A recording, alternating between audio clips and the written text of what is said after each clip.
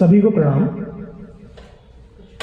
सबसे पहले विजय जी और सौम्या जी को बहुत बहुत साधुवाद। ये जगह वरना कला दीर्घाएं इतनी जीवंत नहीं हो पाती। यहाँ नाटक भी होते हैं, यहाँ परिचर्चा भी होती है, यहाँ पुस्तक विमोचन भी होते हैं, यहाँ सम्मान भी होता है, यहाँ अभिमान भी होता है। तो उसके लिए बहुत बहुत बधाई, इस एटमॉस्फेयर के लिए, इस एम्बियंस के लिए। करीब करीब 11-12 साल पहले यहाँ जब ये परंपरा शुरू हुई थी कि कुछ अलग किया जाए, वो मौका हम ही लोगों को मिला था। बाप रे बाप नाटक हम लोगों ने यहाँ शुरू किया था इसी जगह 50 लोगों की ऑडियंस के साथ। आज लगातार अखबारों में, चर्चाओं में जब देखते हैं कि ये जगह कितनी महक रही है, उसके लिए आप दोनों को साधुवाद, आपकी टीम को साधुवाद। मंच पर विराजे आप तीनों लोगों को मैं प्रणाम करता हूँ। ओंकार सर को बतौर राजनेता नहीं, बतौर साहित्यकार, राजस्थानी में जो आप लगातार, अब मुझसे सवाल ये हो रहा है कैसे समय निकाल लेते हैं। राजनेता होने के बावजूद लेखन पढ़न दोनों का कार्य करते रहना, ये एक बहुत बड़ी बात है। तो उसके लिए आपका मैं अभिनंदन, नमस्ते करता हूँ उसके लिए आपको। धीरेन्द्र सर, हमने आप सबको सुना, हम गौरवान्वित हैं, हम इन लम्हों के साक्षी बने, आपके अनुभव जानते हुए।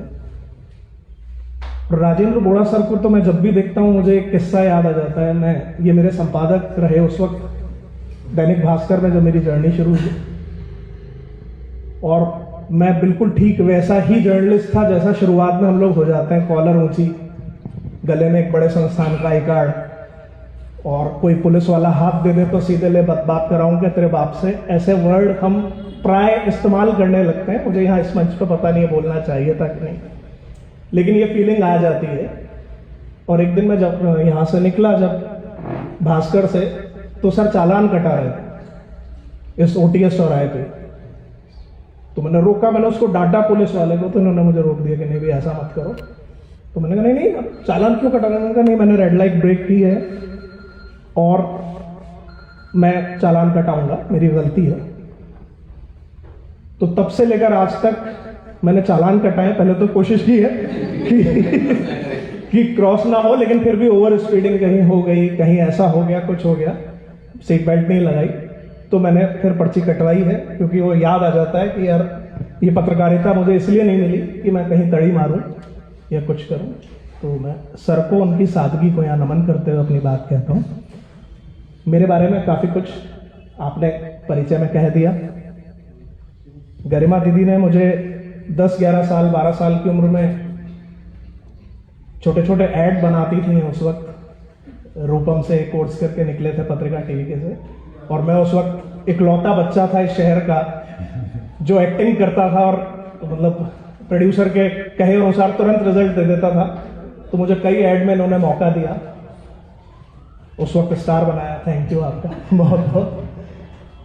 ये बुक दरअसल बहुत बेसिक बातों को कंपाइल किया गया है, कही गई है, और इसलिए कहा गया है क्योंकि हम बेसिक बातों पे ही ध्यान नहीं देते हैं, बहुत सामान्य बातों को हम भूल जाते हैं।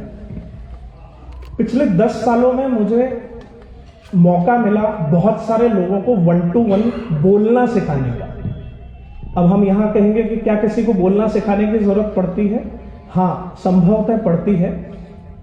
मैं कुछ ऐसे संस्थानों में रहा जहां नए एक्सपेरिमेंट किए गए, जहां हमने जिनका जोनर नहीं था उनके साथ काम किया कि उन्हें टीवी के लिए रिपोर्टिंग करानी है, एंकरिंग करानी है, सब कुछ कराना है, मल्टीमीडिया पे काम करना है। उस एक्सपेरिमेंट में काम आया। मुझे बहुत सारी फ्रीलांसिंग करने का मौका मिला, थोड़ा बहुत पैसा कमाने का भी मौका मिला। चीज ये थी कि ये राजनेता हैं, फलाने जी के बेटे हैं, बहुत अच्छा बोलते थे, इन्हें बोलना नहीं आता।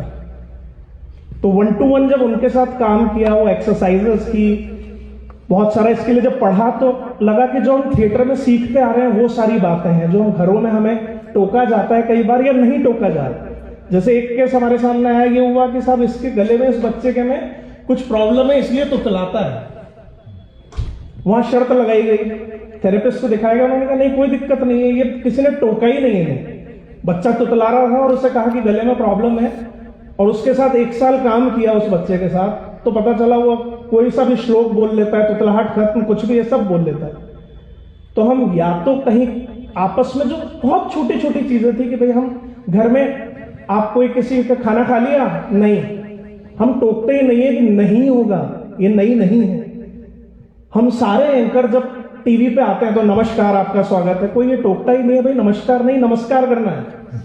ये बहुत छोटी छोटी बातें, छोटी छोटी एक्सरसाइजेस इस किताब में पिरोने की कोशिश की गई।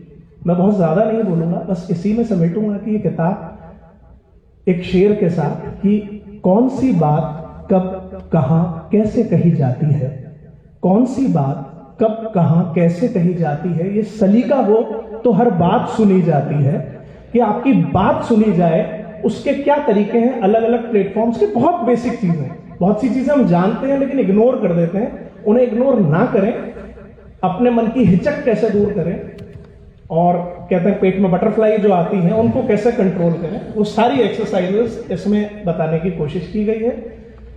जो एक सवाल था कि इसी का आइडिया कैसे आया, कि मुझे कहीं कुछ बहुत अच्छा करने पर एक इतनी सी इस साइज की किताब मिली, हार्वर्ड से पब्लिश थी वो, और वो थी कि कैसे बेहतर पीपीटी दिखाएं।